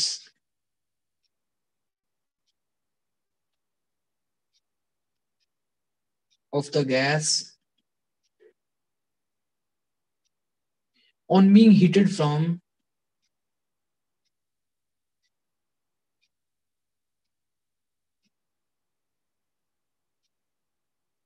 on being heated from 300 Kelvin to 600 Kelvin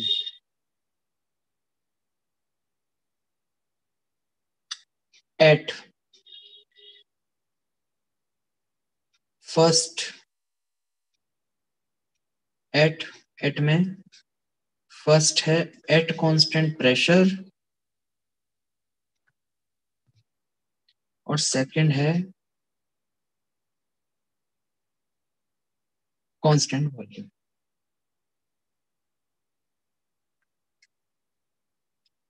at constant pressure, second constant volume। बताइए क्या क्या होना चाहिए?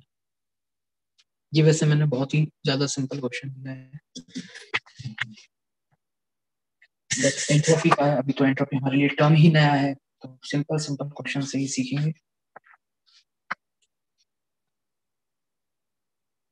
बताओ।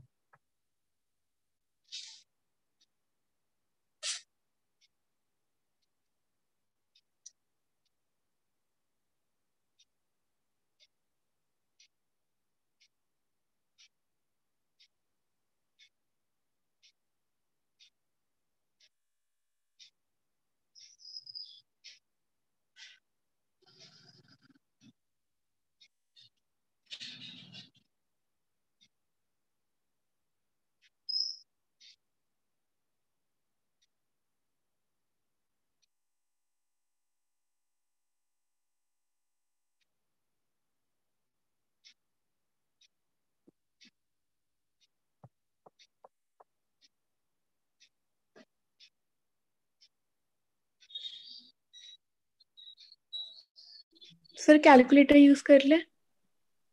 कर लो, कोई दिक्कत नहीं है।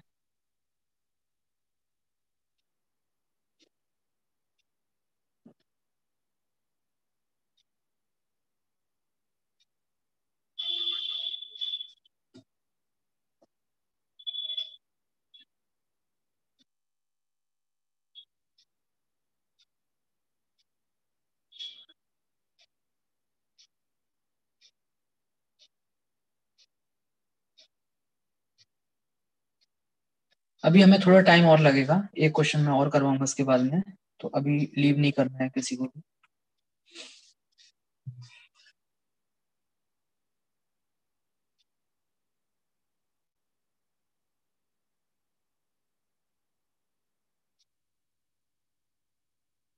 दोनों आंसर एक साथ भेजना, अलग अलग करके मत भेजना, एक बार में एक ही उसमें भेजना दोनों आंसर। और यूनिट ऐसा करो, सब लोग सेम ही रखो, ठीक है। यूनिट ऐसा कीजिए, आप लोग रख लीजिए जूल पर केल्विन, डेल्टा ऐसा, तो जूल पर केल्विन में आंसर भेजना है आपको, दोनों एक साथ। सर आर के टर्म्स में भेज दें। आर के टर्म्स में भेजना है, कर लो, कैलकुलेट कर लो ना, आर की वैल्यू रख करके तब बताओ मुझे। सर भेज दिया।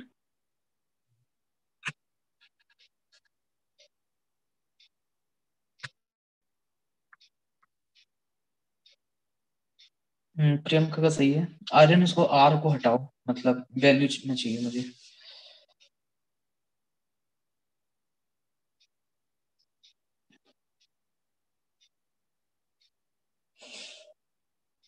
हाँ जी, इस बार डेल्टा एस आपका पॉजिटिव आएगा या नेगेटिव आएगा? पॉजिटिव। पॉजिटिव। पॉजिटिव आएगा। प्रियंका का सही है, नंदनी का सही है, मन्नत का सही है।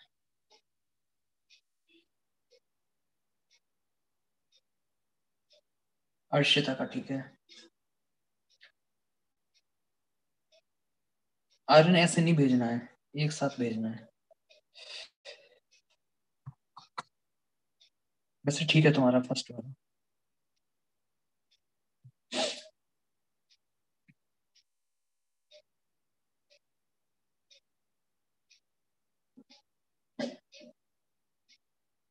सेकंड गलत है।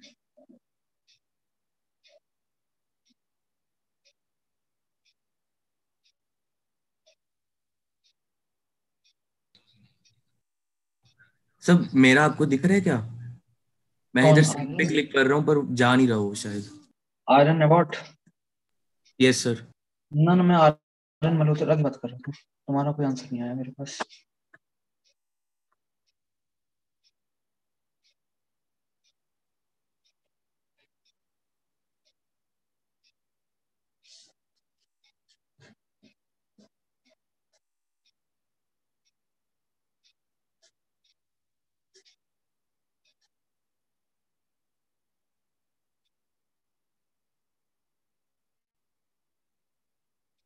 अगर मैं ऐसे नहीं चाहिए, मुझे आर और एल की फॉर्म में नहीं चाहिए, वैल्यू चाहिए। दानिशा का ठीक है,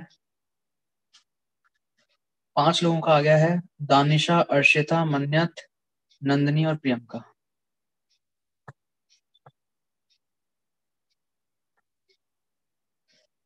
आर्यन का ठीक है, आर्यन अबाउट। ध्रुव का गलत है, अग्रिमा का ठीक है।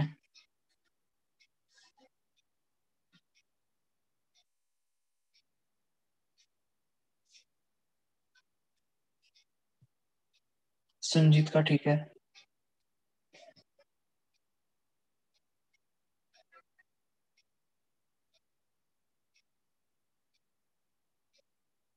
शिवम का ठीक है, कनिष्क गलत है।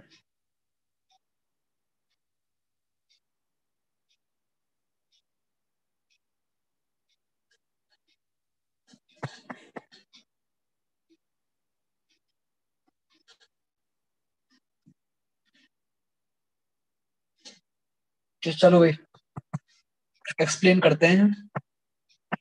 हाँ संजीत एक्सप्लेन कीजिए।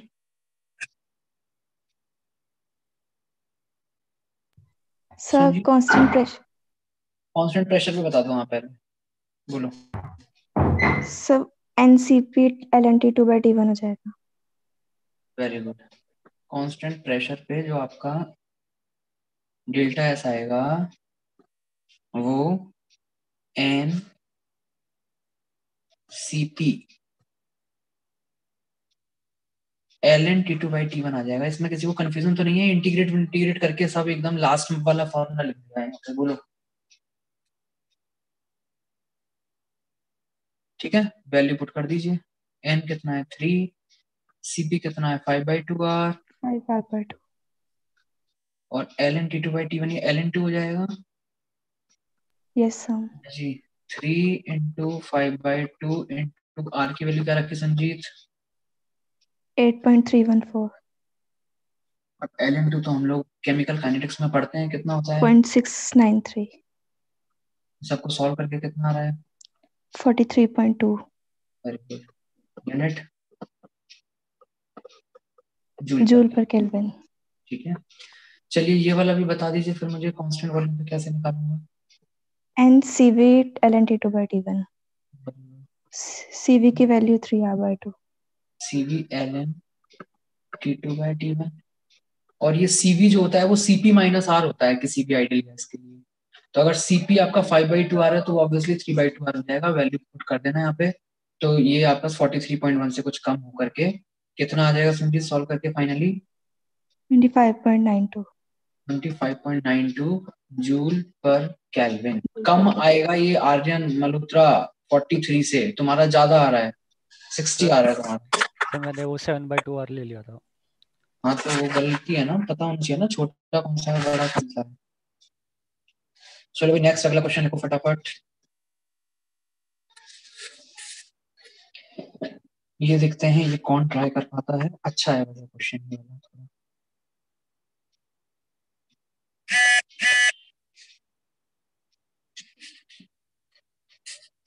Calculate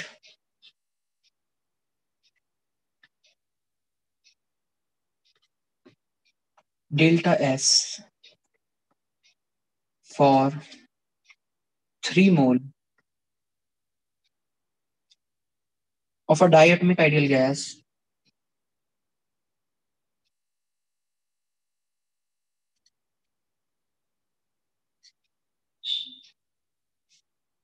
which is heated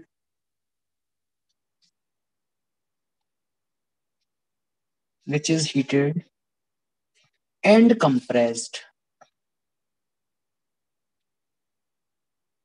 heated and compress. हाँ जी, टेम्परेचर बढ़ेगा या घटेगा? टेम्परेचर फाइनल वाला जो होगा वो पहले वाले से ज्यादा होगा या कम होगा? हीटेड लिखा हुआ है ज्यादा तो होगा। ज्यादा। कंप्रेस लिखा हुआ है तो what about volume? Decrease heated and compressed from 298 Kelvin and 1 bar। ये इनिशियल वाली सिचुएशन में दे रखा है आपको 298 Kelvin and 1 bar 2 from this to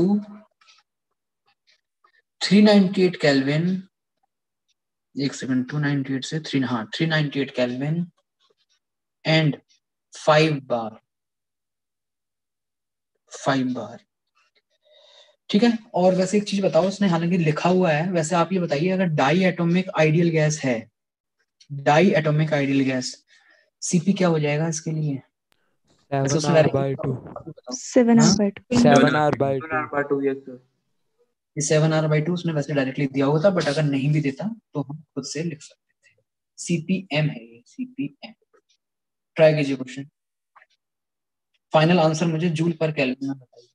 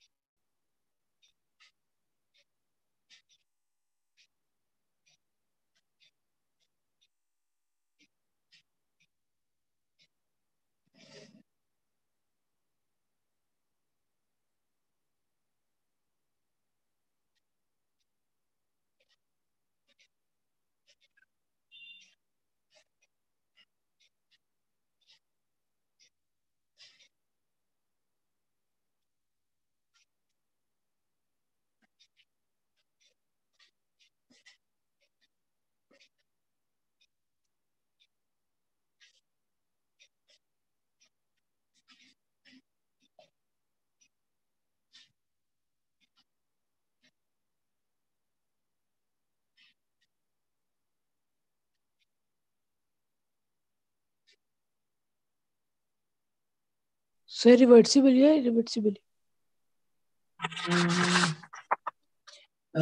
ये चीज मैटर करेगी क्या?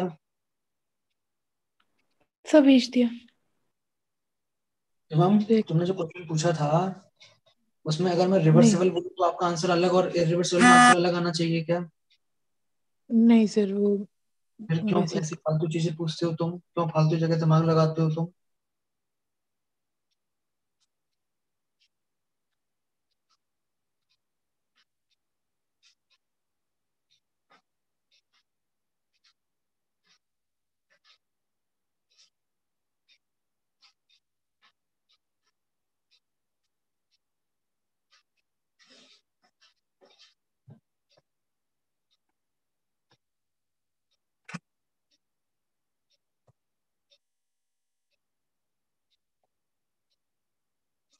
प्रियंका का आंसर आया है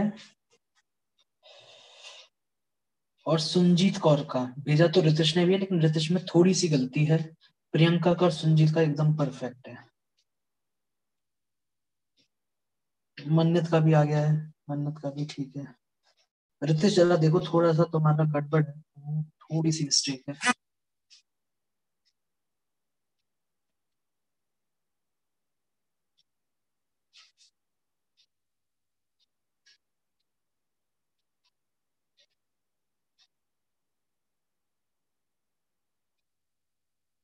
परीक्षित आसपास है। अब तुमने या तो फिर थोड़ा सा अप्रोक्सीमेशन लिया होगा, इसलिए मतलब एग्जैक्टली नहीं मैच कर रहा है, पर ठीक है आसपास है तुम्हारा आंसर। ध्रुव का गलत है। सर मेरा भी बता दो। मेरा भी बता दो आंसर ठीक है कि नहीं। तुमने कहाँ भेजा है? नहीं नहीं, तुम्हारा गलत है, गलत है।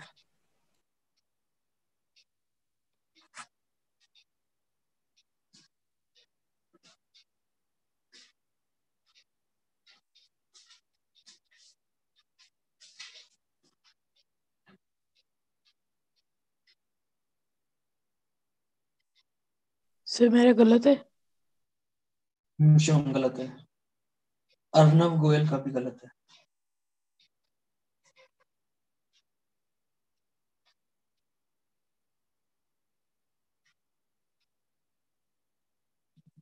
आर्यन अवार्ड का ठीक है।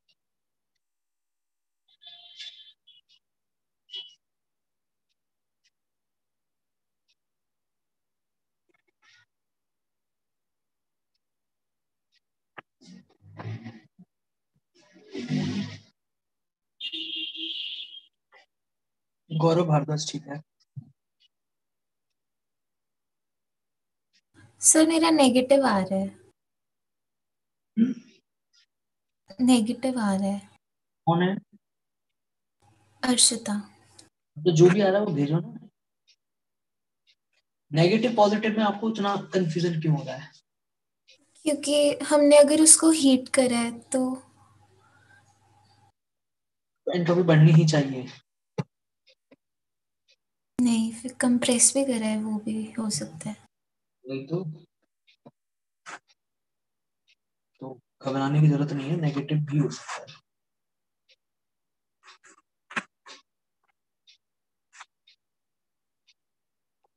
लक्ष्य का गलत है।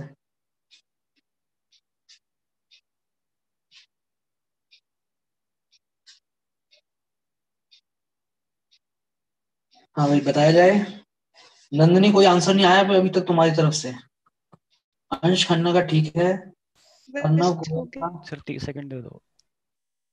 करो करो जल्दी करो। दानिशा का ठीक है।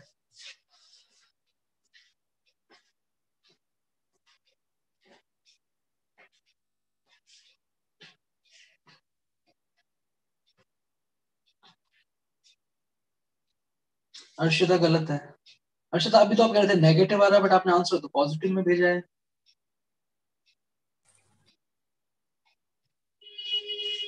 सिर्फ वो मैग्नीट्यूड मतलब।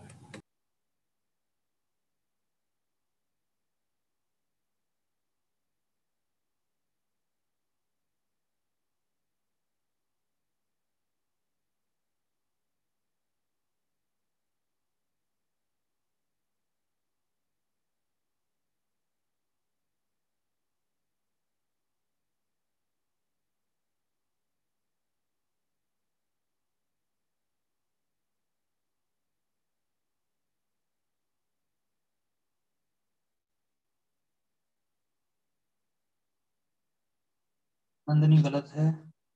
अगम गलत है। कनिष्क नागपाल गलत है।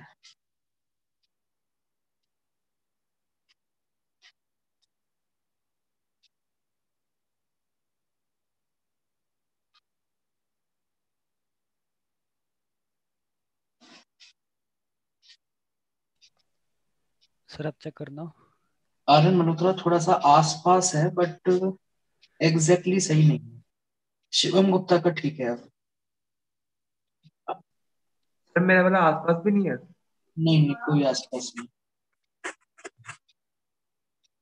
चलिए स्टार्ट करते हैं। इधर देखो तो कौन एक्सप्लेन करेगा इसको?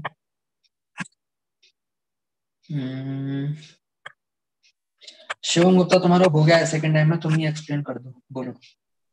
सर फॉर्मूला लिख दिया NCP-ln T2/T1 NCP-ln T2/T1 फिर आगे माइनस NR-ln P2/P1। ये सब कहाँ से तुम जानकारी लेके आए? ये सब फॉर्मूला किसने सिखाया तुमको? सर मैंने पहले ना मतलब CV की जगह CP लिख दिया और वॉल्यूम को प्रेशर में कर दिया। उसके बाद फिर आंसर नहीं सही आया था तो फिर माइनस लगा लिया एक जगह, मतलब P1 और P2 को इंटरचेंज कर फर्जी दिया। बड़ा कर दिया मतलब तुमने। आंसर लाने के लिए कुछ भी कर देते हैं। जैसे मैं तो थोड़ा बहुत इधर उधर ट्राई कर रहा था। हाँ सर मेरी कोई वो तो है नहीं, मैं तो कितना भी गिर जाता हूँ आंसर लाने के लिए, कुछ भी कर देता हूँ मैं तो। ऐसे नहीं बोला पता कि जो आप बोल रहे हो वो सही है बट आपके पास उसकी एक्सप्लेनेशन नहीं है। रुकिए और किसी से पूछते हैं।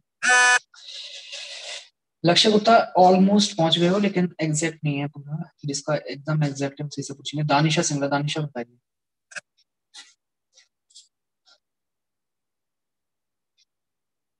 सर मैंने भी वो फॉर्मूला यूज करके किया, मतलब जो भी बोल कौन सा फॉर्मूला?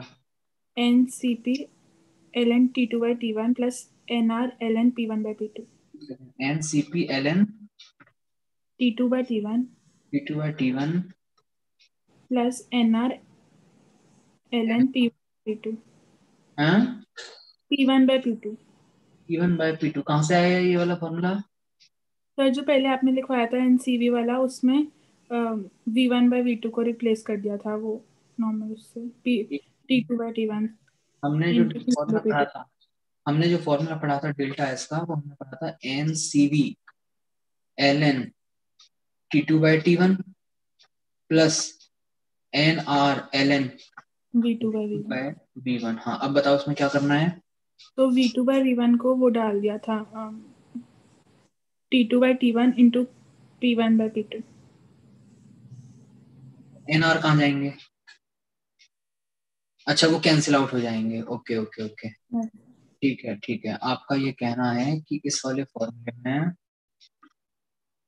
जो हमारा V2 by V1 है that can be replaced by T2 by into P1 by P2। T2 by P2, T2 by P2 और T1 by P1, ऐसा ही है क्या कुछ? Yes sir. ठीक है। तो फिर एक जो T2 by T1 वाली टर्म को अलग कर लेंगे तो वो CV plus R बन जाएगा उसमें, तो वो CP बन जाएगा उधर, और उधर P1 by P2 वाली रह जाएगी। Delta S is equal to N CV ln T2 by T1 plus NR ln, इन दोनों टर्म्स को मैं अलग अलग कर रहा हूँ। यस। ये हो जाएगा T2 by T1 plus NR ln P1 by P2। Yes. ठीक है, यहाँ से delta S is equal to, हाँ जी, N और ln T2 by T1 को कॉमन ले लीजिए तो CV प्लस R बनेगा, जिसको हम साथ में एक साथ क्या लिख सकते हैं, NCP लिख सकते हैं, NCP ln T2 by T1। तो ऐसा है दानिशा, आपके पास ये जो ऊपर वाला फॉर्मूला था CV वाला, इसमें T2 ऊपर है T1 नीचे है, V2 ऊपर है V1 नीचे, तो ऐसा करते हैं इसमें भी है ना P2 ऊपर और P1 नीचे करके इसको लिख देते हैं ताकि इसको याद रखना भी हमारे लिए इजी हो। क्या हो जाएगा, minus NR ln P2 by P2 by P1। Very good. तो एक देखिए, एक नया फॉर्मूला, मतलब नया तो कर क्या है, डिराइव तो कर इसी से हुआ है जो हमारा पुराना वाला फॉर्मूला था, ठीक है। बट अगर कभी CV नहीं CP है और फाइनल इनिशियल वॉल्यूम नहीं मालूम, आपको फाइनल इनिशियल प्रेशर मालूम है, तो देखिए आप इस वाले को यूज कर सकते हैं।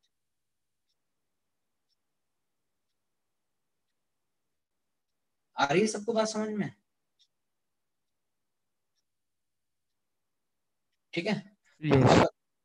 दानिशा वैल्यू पुट कीजिए, क्या क्या लिखना है। N into 7 by 2R, मतलब 3 into 7 by 2R।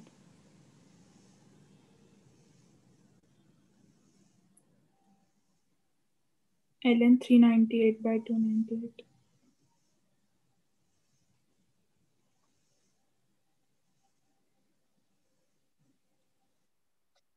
Three R ln 0.2, मतलब ln 5 हो जाएगा वो माइनस। हाँ जी, यस। हाँ जी, सॉल्व करते हैं इसको। इस टर्म की वैल्यू 25.26। इस वाले टर्म की यस कितनी? 25.26 और उसकी 40.142। फिर से बोलना। 40.142। दोनों जूल पर केल्विन में ही होंगे। यस। हाँ जी, सॉल्व करके कितना आ जाएगा? -14.882।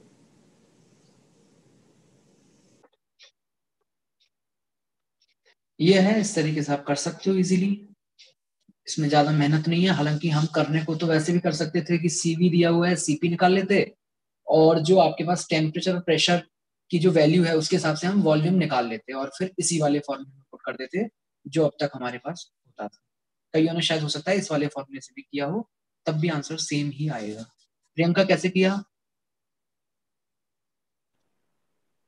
सर मुझे फॉर्मूला भी याद था, मुझे डेरिवेशन भी याद थी CP वाले की। अच्छा अच्छा, फॉर्मूला याद था आपको, ठीक है।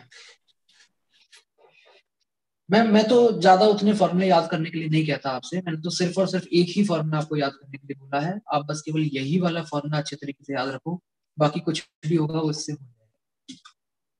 सर इसके एग्जाम में भी ऐसे टफ कैलकुलेशन आती है लॉग की है जैसे नहीं, उतनी टफ नहीं आएगी, मतलब अगर आती है तो वो ln 398 by 298 की वैल्यू आपको ब्रैकेट में लिख के दे देगा। Okay sir. चलिए ठीक है, फिर यहीं तक रखते हैं, बाकी नेक्स्ट क्लास में और सीखेंगे आगे। सर सर एक ऐसे ही मतलब क्वेश्चन था, मैंने पढ़ा था कहीं पे ये एंट्रोपी में। क्या है क्वेश्चन? सर क्वेश्चन ही था, मतलब वो स्टेटमेंट थी कि वाटर जो है एनोमलस बिहेवियर शो करता है 4 डिग्री सेल्सियस के नीचे। हाँ सर फिर वो मतलब वो था कि एंट्रोपी इंक्रीज हो जाती है अगर हम 4 डिग्री सेल्सियस से मतलब वाटर को कूल करें। सर उसका कोई प्रूफ या कुछ ऐसा होता नहीं वैसे? एक बार जो भी आप कह रहे हो उसका मेरे को पिक भेज देना, मैं पढ़ के जो भी मुझे समझ में आएगा मैं एक्सप्लेन कर दूंगा। Okay sir. ठीक है, एंड कर रहा हूँ। Thank you sir.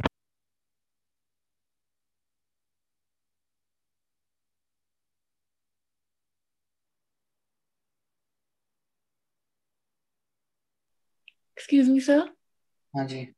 सर हमारे ना आयनिक इक्विलिब्रियम में इंडिकेटर इतने अच्छे से डिस्कस नहीं हुआ था, तो आप 11th की कोई रिकॉर्डिंग भेजोगे? 11th में तो मैंने अभी पढ़ाया ही नहीं है, मेरा अभी थर्मो चल रहा है उसमें, और समय लगेगा अभी तो, उसमें महीना भर लग जाएगा आयनिक तक पहुंचने में तो मुझे, क्योंकि केमिकल भी करवाना है बीच में। तो बजाय उसके मैं आप लोगों का अलग से करवा दूंगा, एक बार पहले थर्मो कंप्लीट कर लेते हैं। अच्छा एक चीज और, एक सेकंड, लीव तो नहीं कर दिया सब लोगों ने? काफी लोग ने लीव कर दिया है। तो कोई मैसेज होगा तो ग्रुप में डाल देंगे। यस। यूजित है क्या? यूजित लीव कर चुका है, ठीक है। आप लोग ग्रुप में डाल देना कि सॉरी, हम लोग लेवल 1 में कहां से कहां तक सॉल्व कर चुके हैं? सर पहले 1 से 50 और 108 से 150। 108 से 150 तक ये हमने कर लिया था। तो ये जो रिमेनिंग है ना आपके 51 से लेकर के 107 तक, ये आप लोग ट्राई कर लेना। इसमें से अभी कई कुछ डेल्टा जी वाले भी होंगे जो भी आप नहीं कर पाओगे, बट आप ट्राई करो, ठीक है। एंट्रोपी वाले एटलीस्ट जो हैं वो सारे के सारे आप कर लीजिए। इसमें डेल्टा जी अगर कहीं आ रहा है तो छोड़ देना, बाकी आप इसमें से ट्राई कर लीजिए।